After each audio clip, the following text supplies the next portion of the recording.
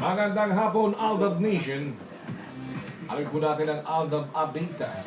Narito na si Tuti.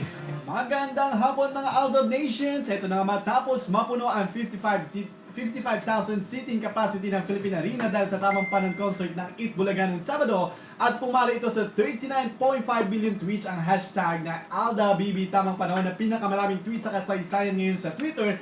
Landslide din ang TV rating ng Eat Bulaga noong Sabado dahil talagang maging sa mga nasa bahay ay tinutukan at hindi pinalampas ang tamang panahon ng programang Eat Bulaga. Batay sa datos ng AGB Nielsen in Mega Manila, nakapagtala ang Eat Bulaga ng 50.8 TV ratings kumpara sa, lend your ears, 5.4 TV ratings ng katapat na programa ng ABS-CBN na It's Showtime. Kaya naman sa Twitter at sa Sunday Pinasaya kahapon at kanina sa Eat Bulaga ay panay ang pasasalamat ni Alden at Maine sa Aldab Nations. Samantala balik kalye-serye tayo, narinig na natin ang boses ni Yaya Dab sa kalye-serye. Pero nandun pa rin ang pagpapakilig ng Aldab sa split screen. Ayon kay Yaya Dab, may himala! Totoong may himala dahil si Alden nasa kanyang puso, nasa puso ng Aldab Nations. Ipinakita din kanina Papakaloy sa kalyeserye ang bagong commercial ng isang fast food chain na ini-endorso ng Aldab. Bago na naman. Oo, sa bagong TVC ng Aldab ay kasama na nila ang Calyas Angels o ang The Explorer Sisters na sina Lola ni Dora, Tini Dora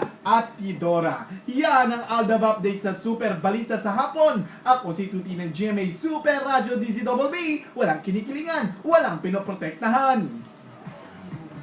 Salamat, Tuti.